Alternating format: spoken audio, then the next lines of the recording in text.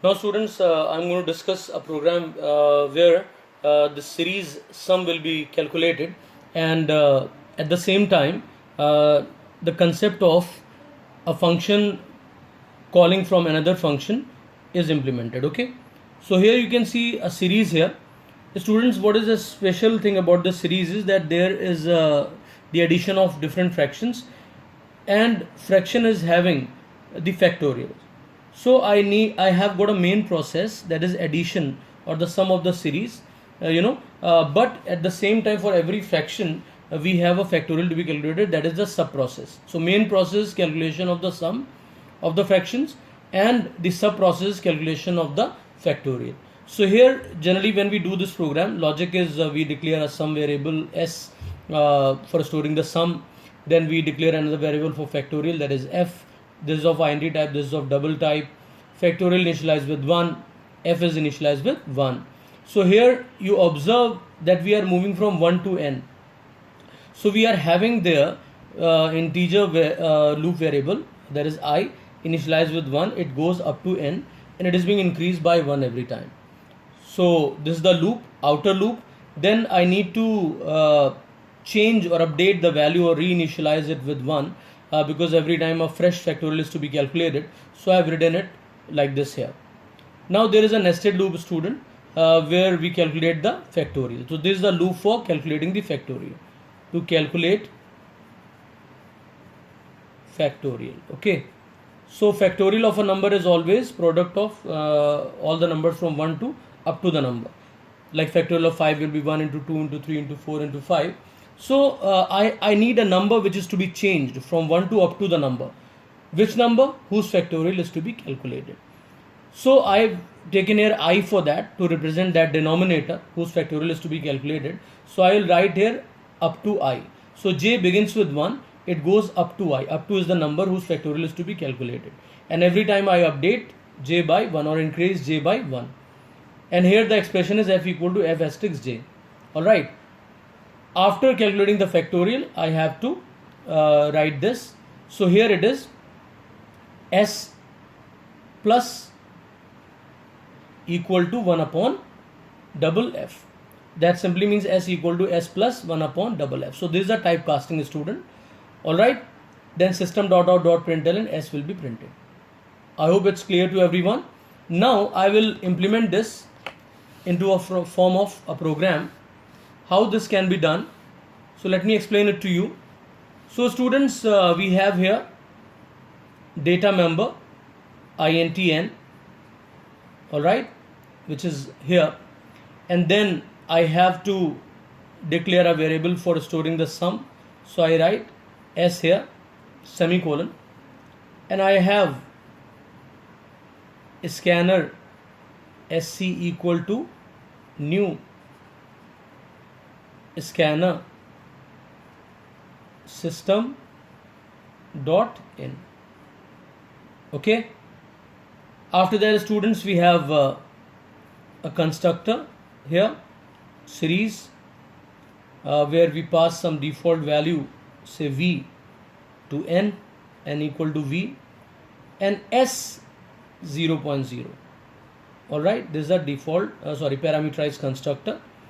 After that parameterized constructor, we write a function for input of the value n.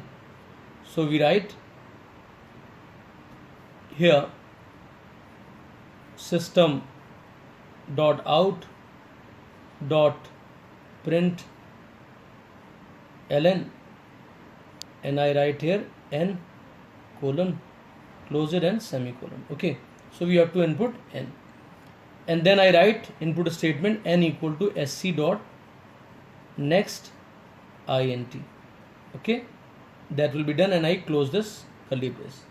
After that, students, I need to write a function for calculating the factorial which returns also. So I write here int fact, okay, and a number will be passed. So int say x is there whose factorial is to be calculated. So here what I do, I will have a variable f for factorial as I have taken here, in the program you can see. Okay. Now this f equal to 1. So similarly I have taken it here. After that, students, I write logic for inti is a local loop variable here, I less than equal to factorial of x. X is here, I plus plus, and here I write f equal to f asterisk what? X or I? X is the number, it will be the loop variable I. Factorial is calculated. After that, because return int is there, return type is int, so I write return what? The factorial, that is f. So this is the closing of factorial loop, this is the closing of function which is here. Okay, now factorial will be calculated. Now I go for calculate cal sum, calculate the sum of the series. Alright, so here students, I need to calculate the sum of the series. So what do I need to do? I have to simply write a loop for, if you observe this series, you go from I, I is 1 to n. So we go from 1 to n. So I need a loop. For that, I take a variable, say I, 1, I less than equal to what? N. N is already a data member there. Just semicolon was left. So semicolon I have written just now. Then up to n it will go. Alright, I plus plus. After that, students, I need to call and add that to the sum. Call the function, which one? Factorial. So I will write s equal to s plus. If you observe here, I had written 1 upon double f, right? So I can write here 1 upon double, right? Now f is to be calculated of what? I, right? And where it will be calculated? Into the fact function. So I have to call the fact function, fact, and inside this I will pass I. So that will give us the factorial of I. You can see here the factorial of I was calculated. So the same thing, instead of having f, what I have written here? Fact, and in the bracket I have passed I. This is I. Okay, is that clear to everyone? Now this will be returned here, factorial. So this value we get, that will be added to s, and s is already of double type. Alright, and now we close the curly brace of for loop is over, and then we close the curly brace of the function. So function is also over, this function cal sum. Alright everyone, then I will write public void which function? Display, suppose, right? So I'll write here system dot out dot print ln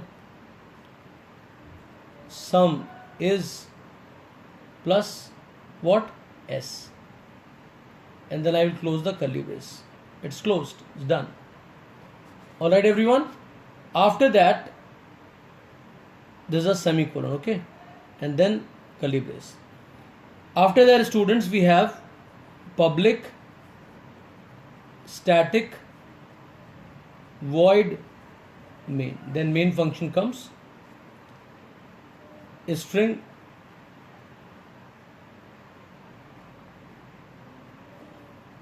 and then I'll create the object of the class series. So I'll write here series ob equal to new series, right? And I'll pass some value, say I pass 3 over there. Okay, if you want to change the value for n, then you can write ob dot input,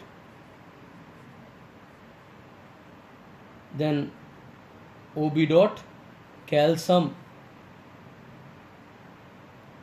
cal underscore sum, cal underscore sum, this is underscore, okay, and then I can write ob dot disp. So you can see that I have used all the functions here, right? And we close the main function and then we close the class. So I hope everybody has the clear idea of this series now, right? Okay, thanks everyone.